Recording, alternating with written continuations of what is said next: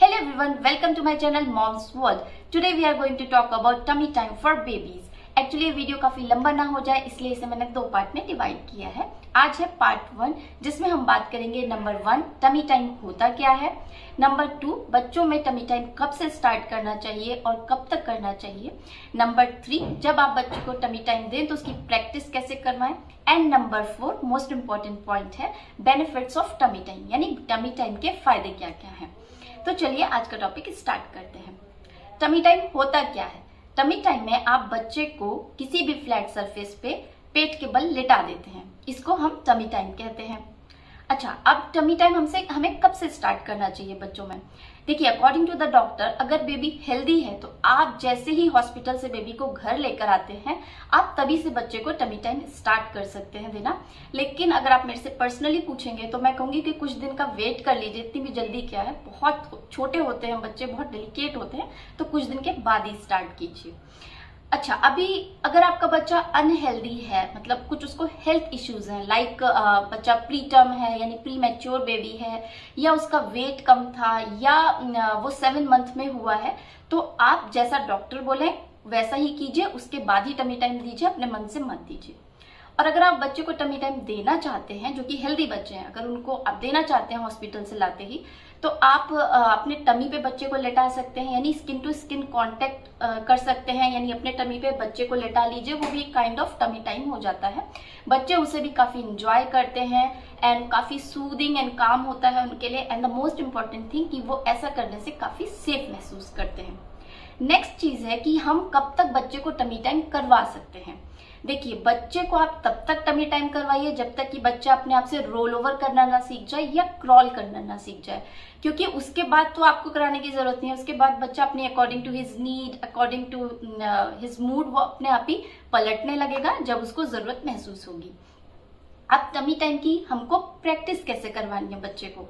देखिए, जब आप बच्चे को टमी टाइम करवाएंगे तो आपको ध्यान रखना है कि कोई फ्लैट सरफेस हो या हार्ड सरफेस हो। हार्ड सरफेस से मेरा मतलब है कि कुछ फ्लैट जैसा होना चाहिए। आप उस पर फिर आप ब्लैंकेट मोटा सा बिछा दीजिए या मोटी कारपेट बिछा सकते हैं अगर आप बच्चे को फ्लोर पे लेटा रहे हैं तो, और कुछ उस पर सॉफ्ट कपड़ा होना चाहिए। उसके ऊपर बच्चे को पेट के बल लेटा दीजिए और बच्चे को टमी टाइम करने दीजिए। आप बच्चे को टमी टाइम बेड पे भी दे सकते हैं, लेकिन याद रहे कि बच्चे को कभी भी टमी टाइम के दौरान आपको अकेले नहीं छोड़ना है।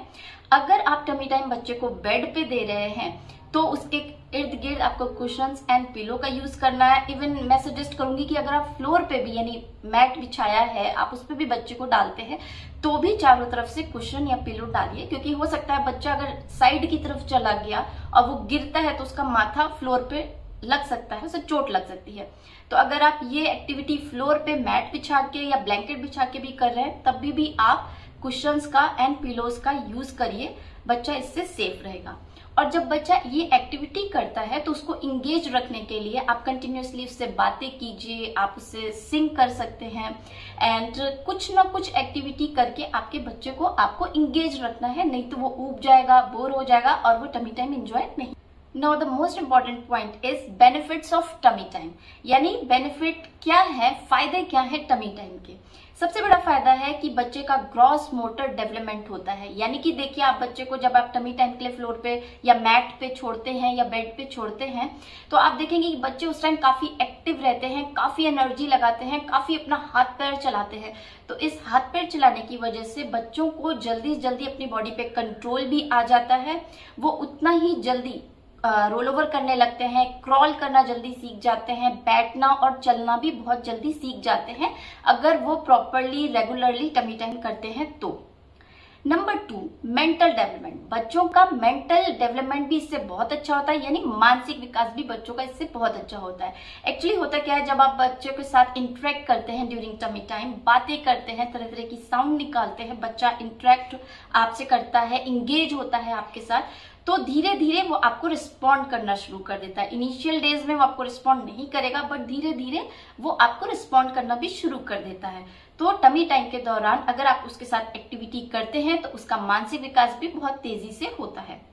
नंबर 3, बच्चे का सेंसरी डेवलपमेंट भी बहुत अच्छा होता है टमी टाइम के दौरान, क्योंकि आप उसके साथ कुछ चीज कर रहे होते हैं, कुछ एक्टिविटी कर रहे होते हैं, जैसे कि कोई कलरफुल टॉय है, कोई कलरफुल ऑब्जेक्ट है, या कोई लोग हैं आपके 2-4 फैमिली मेंबर है। तो जब आप बच्चे के साथ इंटरेक्ट करते हैं, बच्चे के साथ टॉयज से खेलते हैं, वो बच्चा क्या करता है कि उन टॉयज को होल्ड करने की कोशिश करने लगता है, बच्चा फील करने लगता है कि ये ऑब्जेक्ट हार्ड है, सॉफ्ट है।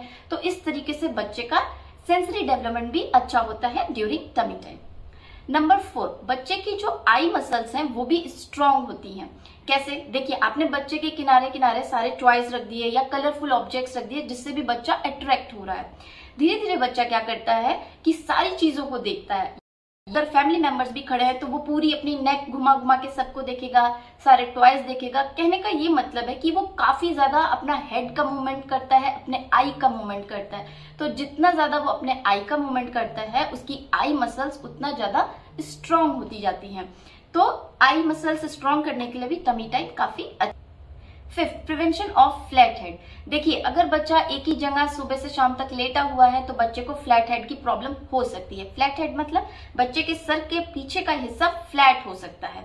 अगर आप बच्चे को इससे बचाना चाहते हैं तो बच्चे को कम से कम दिन में 3 से 4 बार टमी टाइम दीजिए, बच्चे को ये प्रॉब्लम नहीं होगी।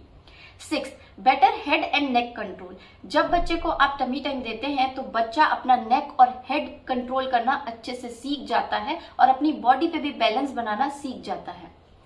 7th पॉइंट है कि ये एक अच्छी एक्सरसाइज हो जाती है बच्चे के लिए, क्योंकि बच्चा जब टमी टाइम करता है वो बहुत ज्यादा एक्टिव होता है, उसकी मसल्स बहुत ज्यादा इंगेज होती हैं, वो बहुत ज्यादा एनर्जी लगाता है, बहुत ज्यादा हाथ पैर चलाता है।